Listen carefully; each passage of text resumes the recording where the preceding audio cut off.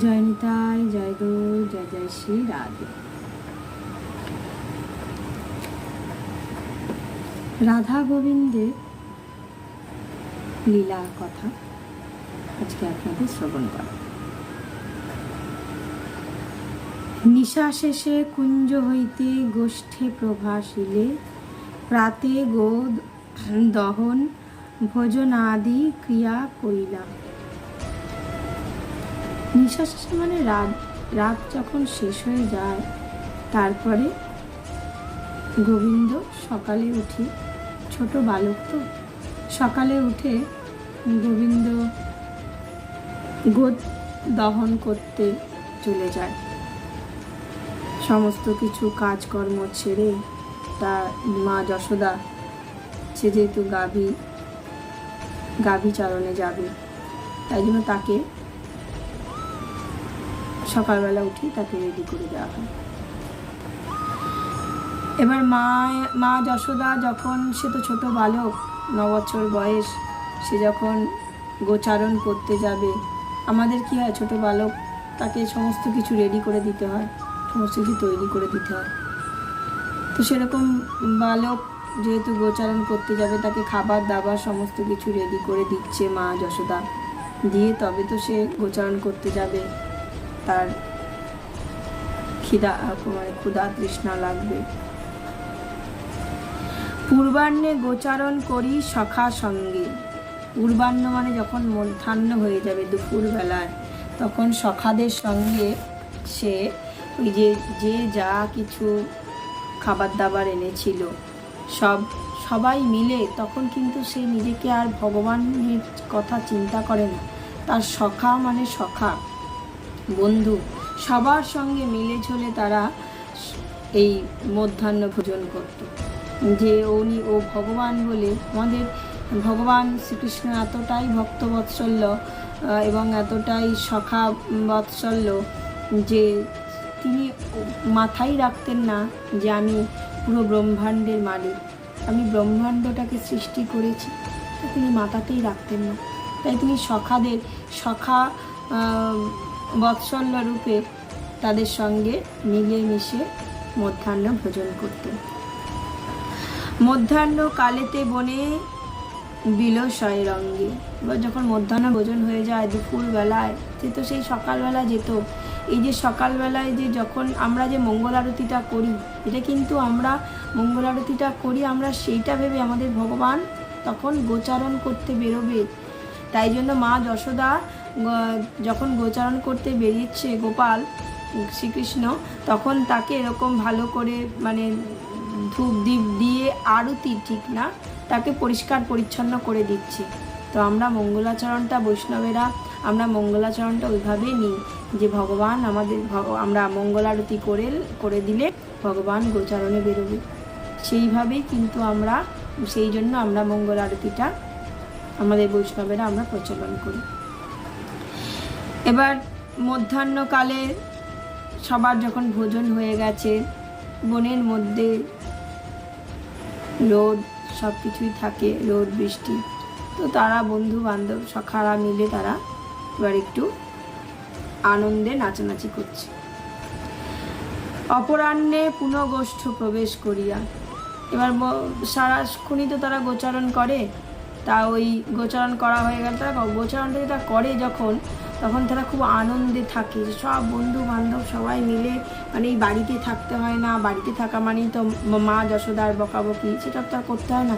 তারা কি করে, মানে বন্ধুরা সখারা মিলে তারা খুব আনন্দে সেই দিনটা কাটায়। এবং যখন আর কি যে বনেতে যখন থাকে ভগবান শ্রীকৃষ্ণ, তখন বনগুলো আনন্দে মুখরিত হয়ে যায়। গাছের পাতা, পশু পাখি, তারা সমস্ত কিছু আনন্দে মুখরিত হয়ে যায়। তারা ভাবে ভগবান শ্রীকৃষ্ণের সংস্পর্শে আমরা এসেছি, আমাদের অহোভাগ্য। এবার যখন তাদের মধ্যাহ্ন হয়ে গেল, আস্তে আস্তে যখন এবার রোদ মানে সূর্য অস্ত যাচ্ছে, তখন বাড়ি ফেরার সময়, কারণ নন্দ মহারাজের 9 লক্ষ ধেনু ছিল, তাই তো। তো সেই সমস্ত কিছু সব ধেনুগুলোকে মানে ওই যে গরুদেরকে গোমাতাদেরকে নিয়ে আসবে, নিয়ে সেই সন্ধে যখন হবে ঠিক মানে সূর্য অস্ত যাবে তখন গোমাতাদেরকে নিয়ে তারা আবার কী করবে, আবার বাড়ি ফিরবে। সন্ধ্যাকালে সব সুহৃদজনের সুখ দিয়া, বেশ সব সন্ধেবেলায় সমস্ত বন্ধু বান্ধবরা আবার আনন্দ করতে করতে আবার তারা বাড়ি ফিরে আসছে। রাত্রাম্বরে প্রিয় সঙ্গে করিয়া ভোজন। এবার যখন বাড়ি ফিরছে, বাড়ি ফেরা হয়ে গেল এবং মা যশোদা তখন তো দেখছে যে আমার সন্তান তিনি কি করলো, গোচারণ করে এসছে, এবার তাকে পরিষ্কার করাতে হবে, পরিষ্কার করে খাওয়া দাওয়া করতে হবে। তখন সে ভালো করে মানে যেমন আমরা যে ধূপ দিই, দীপ দিই, তাকে তো মুখটা দেখে নেয় যে ঠিকঠাক কোনো পোকামাকড় গায়ে লেগে আছে কিনা, কিছু কামড়েছে কিনা, ঠিক আছে। তো সেই যে ধূপ দীপ আমরা কেন দিই, সেটা আমাদের কেন এসছে, আমরা এই সন্ধ্যাবেলায় সন্ধ্যা আরতি করি, তাই তো। এই সন্ধ্যা আরতিটা মা যশোদা যখন গোচারণ করতে, গোপাল শ্রীকৃষ্ণ যখন গোচারণ করে ফিরতেন বাড়িতে, তখন মা যশোদা ওই ভালো করে আগুন দিয়ে একটুখানি মানে সুগন্ধি দিয়ে তাকে পরিষ্কার পরিচ্ছন্ন করে রাখতো, যে কোথাও কিছু কামড়েছে কি না, তাকে সমস্ত কিছু মানে তেল মালিশ করে এরকমভাবে তাকে পরিষ্কার করতো। তো সেই থেকে আমরা বৈষ্ণবগণেরা সেই থেকে আমাদের শুরু হয় সন্ধ্যা আরতি। আমরা ভগবানকে সেই জন্য ধূপ দীপ দিয়ে আমরা নৈবেদ্য দিয়ে আমরা সন্ধ্যা আরতি করি। এবার তো তিনি এসছেন গোচারণ করে, তাহলে তো খিদে পাবে, সেই মধ্যাহ্নে ভোজন করেছেন, তাই না। ভোজনের জন্য তখন তারা রাত্রেবেলা তখন কি হয়, সবাই মিলে বলছে রাত্রাম্ভরে প্রিয় সঙ্গে করিয়া ভোজন, মানে রাত্রবেলায় সবার সঙ্গে সমস্ত প্রিয়জনদের সঙ্গে ভোজন করছেন বা ভগবান শ্রীকৃষ্ণ। তিনি তো ভক্তবৎসল্য, তিনি সখাবৎসল্য, তিনি তো ভক্তবৎসল্য, তিনি তার মায়ের যে ভক্তি, মায়ের যে মানে ভালোবাসা, বাবার ভালোবাসা, তার পরিজনের ভালোবাসা, সে তখন সবার সঙ্গে রাত্রেবেলা বসে ভোজন করছে। তো এ থেকে ভগবান আমাদের একটা শিক্ষা দিয়েছেন, যার যত কষ্টই হোক সারাদিনে একবার অত্যন্ত আমাদের পরিবার, যারা আমরা গৃহস্থ আছি, তারা গৃহস্থে সব পরিবারের সঙ্গে সপরিবারে রাত্রিবেলাও অ্যাটলিস্ট সবার সঙ্গে ভোজন করা উচিত। এটা আমাদের ভগবান কৃষ্ণ আমাদের এই শিক্ষা আমরা পাই, যে সবাই দিনের বেলা হয়তো ব্যস্ত থাকে, দুপুরবেলা ব্যস্ত থাকে, সবাই এক জায়গায় হতে পারে, কিন্তু রাত্রেবেলা তো সবাই আসবে না। তো রাত্রেবেলা সবাই অ্যাটলিস্ট সপরিবারে ভোজন করাটা উচিত। এটা আমাদের ভগবানের এই বাণী থেকে আমরা শিক্ষা লাভ করি। এতে কি হয়, মানে ভগবান বলছে এতে কি হয় আর কি, পরিবারের বন্ধনটা আরও বৃদ্ধি পায়, পরিবারের যে বন্ধনটা সেটা আরও বৃদ্ধি পায়। যে আমরা দিনের বেলা অত ঠিকঠাক কথা হয় না, দেখেন তো রাত্রেবেলা সবার সঙ্গে আমাদের দেখা সাক্ষাৎ হবে, কথাবার্তা হবে, এটা ভগবান আমাদের শিখিয়ে দিয়ে গেছেন। দেখুন, ভাবুন ভগবান থেকে আমরা কত কি শিক্ষা পাই, তাই না। সেই জন্যই তো আমরা সদা সর্বদা ভগবানকে স্মরণ করব, ভগবানের চিন্তা করব, যে ভগবান আমাদের কত কি শিক্ষা দেন, কত কি বুদ্ধি দেন। রজনীতে কুঞ্জে রাধা সঙ্গে বিহরণ। এইবার তো মা যশোদা তাকে বেশ পরিপাটি করে মানে ভোজন টোজন করিয়ে দিয়ে এবার তো ঘুম পাড়িয়ে দিয়েছে না, তো ছোট বালক তাকে তো ঘুম পাড়িয়ে দিয়েছে। কিন্তু ঘুম পাড়িয়ে দিলে কি হবে, ওদিকে তো রাধা রানীকে সে ডাকবে, তাহলে কি করার জন্য, রাসলীলা। বলছে রজনী মানে রাত্রিবেলা, কুঞ্জ মানে এই যে নিধিবন, যে কুঞ্জে রাধা সঙ্গে বিহরণ, রাধার সঙ্গে দেখা করবে, রাসলীলা করবে। অষ্টকালে এই রূপে যার লীলা সদা, হেন কৃষ্ণ মোরে রক্ষা করুণ সর্বদা। বলছে অষ্টকালে এই রূপে যার লীলা সদা, বলছে যখন এই যে আমরা মানে এই যে রাধারানীর সঙ্গে যখন কুঞ্জে রাসলীলা করবে, তো রাধারানী তো একা আসে না, রাধারানীর সঙ্গে আরও গোপীরা, সব গোপীরাই আসে, সব গোপীরা আসে। গোপীরা তখন বলে যে হে কৃষ্ণ, আমাদের তো সব যেতেই বসেছে, সংসার আমাদের যেতেই, সংসারে তো আমাদের মন থাকে না, তো তুমি কিন্তু সদা সর্বদা আমাদের রক্ষা করো। সংসারে মন যেখানে কৃষ্ণ নাম সেখানে কি সংসার হয়? সেখানে সদাই সর্বদা এক গোপী যে গোদহন করছে। কৃষ্ণ এসে বলল, আজকে না মা যশোদা আমাকে দুগ্ধ দেয়নি। সে দুগ্ধ দেয়নি, গোপী কি সেটা না শুনে কি থাকতে পারে? গোপী কী করলো, যেই গোদহন করতে বললো যে গরুর যে বাটটা সেটা মানে যে বালতিতে ফেলছিল সেখানে না ফেলে গোবিন্দের মুখে গোদাহন করতে লাগলো। সঙ্গে সঙ্গে সেই গোপীর শাশুড়ি বলে উঠল, কাজে কি মন নেই তোমার? তুমি মাটিতে ফেলছো, তার তো চোখ তো তার পরিষ্কার না, সে তো ভগবানকে দেখতে পাচ্ছে না। কিন্তু সেই গোপীরা তো ভগবান সদা সর্বদা তাদের চোখে ভগবানের মানে ভগবানকে সদা সর্বদা তারা দেখে। তাই জন্য সে তো শাশুড়ি মা, সে তো গোপালকে গোবিন্দকে দেখতে পাচ্ছে না, শ্রীকৃষ্ণকে দেখতে পাচ্ছে না।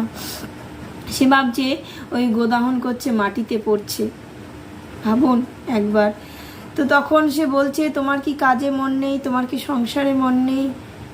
তুমি তো ওটা মানে বালতিতে ওই জায়গাতে পাত্রেতে না ফেলে তুমি ওটা মাটিতে ফেলছো, নষ্ট করছো।